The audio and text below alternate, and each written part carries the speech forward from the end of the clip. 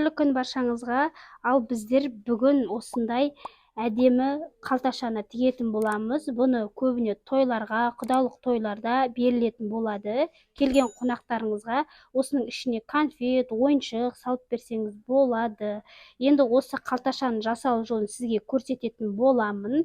Өздеріңіздің қалауларыңыз бойынша әдемілесеңіз болады. Алдына ою жапсырсаңыз болады, брошка жапсырсаңыз болады. Енді ол клиенттің қалауы бойынша, өзіңіздің қалауы бойынша дайындайтын боласыздар. Енді бізге осындай шторный мата керек болады. Шторный мата жақсы, сапалы, әдемі көрінеді. Сондықтан да шторный осындай вилюр матасын қолданыңыздар. Енді сіздерге размерін қазір айтып өтейін. Бұл жерде бізде 50-50 штуктан 100 штук дайындайын деп жатырмыз.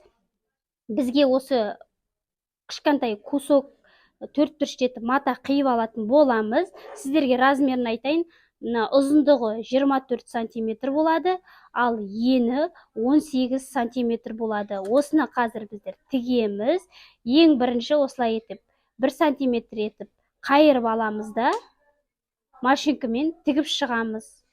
Осылай көктеу әдісімен тігіп шығамыз барлығын.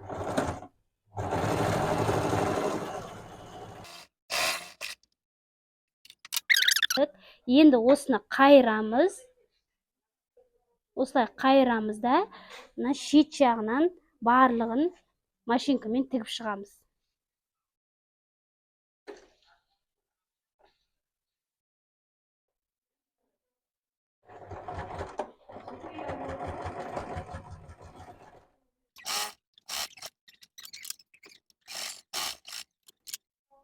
Мінекей қараңыздар, біздер екі жағын, астыңғы жағына, жан жағын барлығын тігіп тастадық. Енді біздің осылай қалташамыз осылай тік тұру үшін, осылай қараңыздар, біздің қалташамыз осылай тік тұру үшін астыңғы жағын тігетін боламыз. Ол үшін міне үш жағын қараңыздар. Осылай үш жағын қайырып аламыз, міне осылай. Сосын мына үш жағын бұрыштап, үш бұрыштап тігіп шығамыз. Кішкене шет жағын аламыз.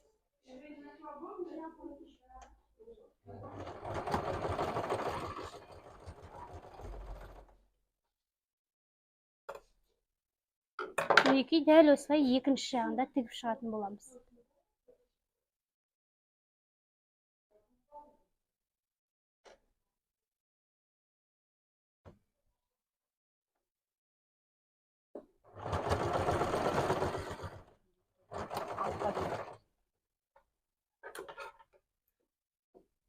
Мінекей қараңыздар, астыңғы жағын тіктік. Енді артық жіптерін қиып тастаңыздар. Содан кейін міне қалташамызды қайырамыз.